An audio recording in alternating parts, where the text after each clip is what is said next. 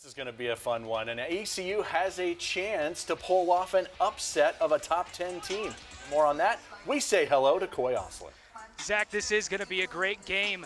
ACU almost made the playoffs last year. UIW coming off back-to-back FCS playoff appearances.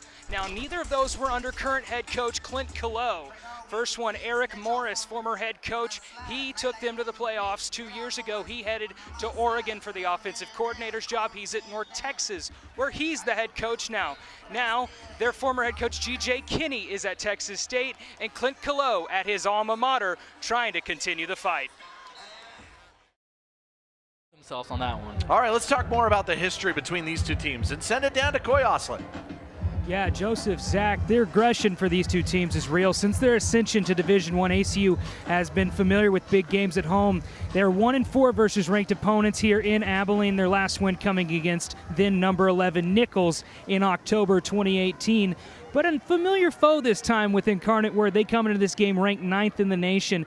The Wildcats 7-4 all-time versus the Cardinals, having won their last matchup in 2019 versus their former conference rival. And despite all that and all the things that can happen in these past 4 years, these teams still want to beat each other more than ever. Guys? Kauy, thank you. Yeah, lots happened.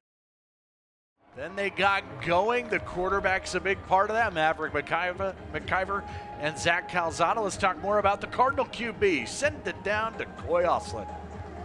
Yeah, Zach, let's talk a little bit more about Zach Calzada. You touched on these things, but let's line them out a little bit more. 2018, three-star quarterback out of Georgia. Zach Calzada commits to Texas A&M. Limited playing time in 19 and 20, but 2021, he gets 10 starts and 12 appearances, putting up a 124 passer rating.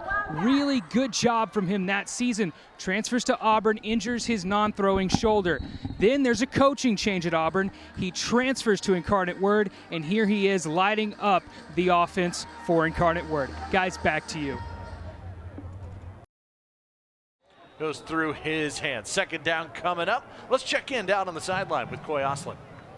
Yeah, Zach, Joesph, it's been a very slow offensive game for ACU. Junior quarterback Maverick McIver so far this season had been productive.